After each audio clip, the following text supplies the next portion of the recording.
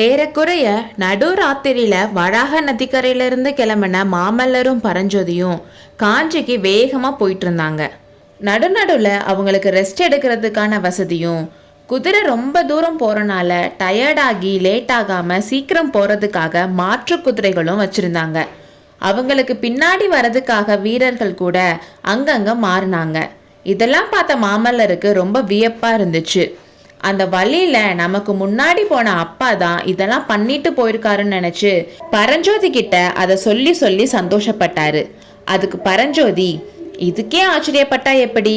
கடலோட ஆழத்தை கூட கண்டுபிடிக்கலாம், ஆனா மகேந்திர சக்கரவர்த்தியோட முன் ஜாக்கிரதைக்கு ஆழம் கண்டுபிடிக்க முடியாது.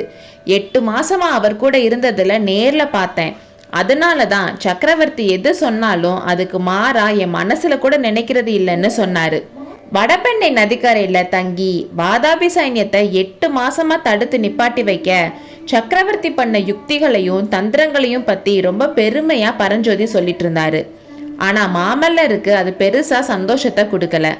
தளபதி, நீங்க என்னதான் சொல்லுங்க, எதிரிய நிறுத்தி வைக்கிறது, ஏமாத்துறது, பின்வாங்கி தப்பிச்சு வர்றது, இதுல எல்லாம் ஒரு பெருமையும் இருக்க மாதிரி எனக்கு தெரியலன்னு மாமல்லர் சொன்னாரு.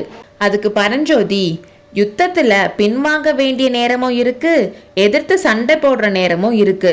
துர்விநீதனை துரத்திட்டு தென்பண்ணைக்கு அந்த பக்கம் போக வேணான்னு சக்கரவர்த்தி சொன்னாரே, அதுக்காக நீங்க கூட கவலைப்பட்டீங்க. ஆனா துர்விநீதன் தப்பிச்சானா? இல்லையே, சக்கரவர்த்தி அதுக்கும் ஏற்பாடு பண்ணியிருந்தாருல்ல. தென்பெண்ணைக்கு அந்த பக்கம் திருக்கோவலூர் கோட்டத்தலைவன் ஆனந்தன் மலவராயனை ரெடியா இருக்க சொல்லியிருந்தாருல்ல. துர்விநீதன் சமண பள்ளியில ஒளிஞ்சுக்க முயற்சி பண்ணியும் தப்பிக்க முடியலையே. இப்போ மலவராயன் கோட்டையில சிறையில இருக்கான். பிரபு, பெரிய சைன்யங்களை வச்சுட்டு யுத்தத்துல ஜெயிச்சவங்க எத்தனையோ பேர் இருக்காங்க. ஆனா நம்ம சக்கரவர்த்தி மாதிரி கொஞ்சம் சைன்யத்தை வச்சு பெரிய படைய வெற்றி பெற்றவங்க யாரும் இல்லைன்னு சொன்னாரு. ஆமா, அதுல என்ன சந்தேகம்? பல்லவ வீரன் ஒவ்வொருவனும் சலுக்க வீரன் 10 பேருக்கு சமமானவன்ல. புள்ளலூர் போர்ல தான் பார்த்தோமேன்னு மாமல்லர் சொன்னாரு. என்னதான் அப்படி சொன்னாலும் சக்கரவர்த்தி ராஜதந்திரம் பண்ணி ஜெயிக்கிறது மாமல்லருக்கு கொஞ்சம் இஷ்டம் இல்லதான். அன்னைக்கு சாயங்காலம் சூரியன் அஸ்தமனமாக போறப்போ 2 பேரும் காஞ்சி கோட்டையோட தெற்கு வாசலுக்கு வந்தாங்க. அதே தெற்கு வாசலுக்கு 9 மாசத்துக்கு முன்னாடி நாகநந்தி கூட வந்தது பரஞ்சோதிக்கு ஞாபகம் வந்துச்சு. அவங்க வந்ததும் கோட்டை வாசலோட மாடி மண்டபத்துல பேரிகைகள், சங்குகள், கொம்புகளோட சத்தம் கேட்டுச்சு. கோட்டைக்கு உள்ள இருந்தும் ஒரே கோலாகல சத்தம் கேட்டுச்சு. கோட்டை கதவுகள் படார்னு திறந்துச்சு.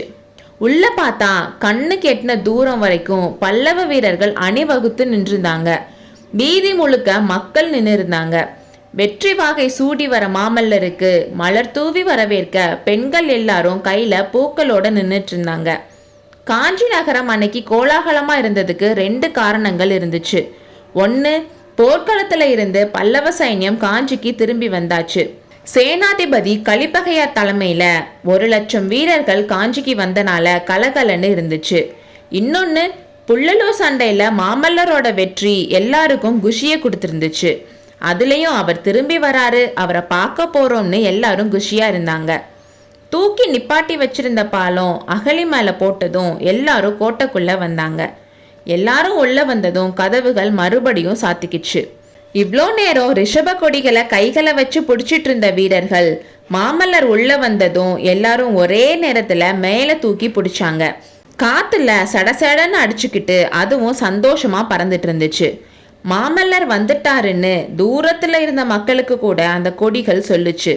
மாமல்லரை வரவேற்கிறதுக்காக அமைச்சர்களும் மந்திரிகளும் கலிப்பகையாரும் வெயிட் பண்ணிட்டு இருந்தாங்க.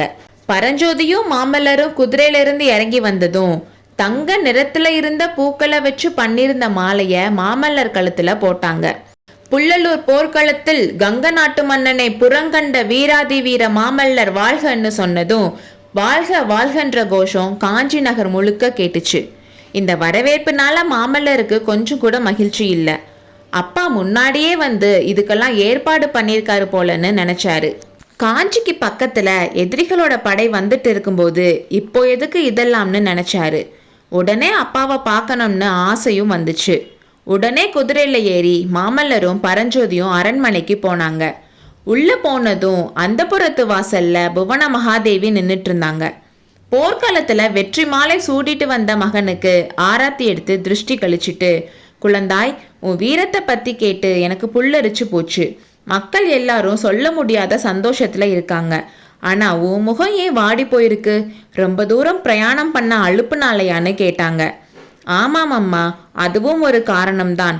ஆனா அது மட்டும் இல்லை, எனக்கு இந்த வரவேற்பு பிடிக்கல.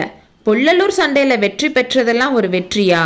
வாதாபி சைன்யம் ஒரு பெரிய கடல்னா கங்க நாட்டு சைன்யம் ஒரு சின்ன குட்டைக்கு சமம். அந்த சின்ன படையை முறியடிச்சதுக்கு நானே முழு காரணம் இல்லை. உண்மையில அந்த வெற்றிக்கு காரணமானவர் அப்பா தான். அது போகட்டும்மா, அப்பா எங்கன்னு கேட்டாரு.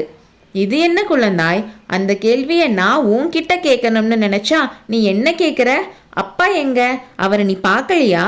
அவர் உன் கூட வரலையான்னு கேட்டாங்க. அப்போதான் மகேந்திர சக்கரவர்த்தி இன்னும் காஞ்சிக்கு வரலன்னு மாமல்லருக்கு தெரிஞ்சிச்சு.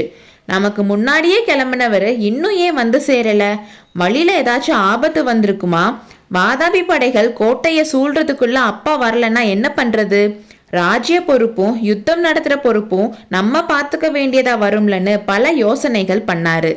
புவன மகாதேவி சொன்னது மாமல்லருக்கு எவ்வளோ ஆச்சரியத்தை கொடுத்துச்சோ அந்த அளவு பரஞ்சோதிக்கு கொடுத்த மாதிரி தெரியல. அவர் இதை எதிர்பார்த்ததாகவே தோன்றியது. அடுத்த அத்தியாயத்தில் சந்திப்போம்.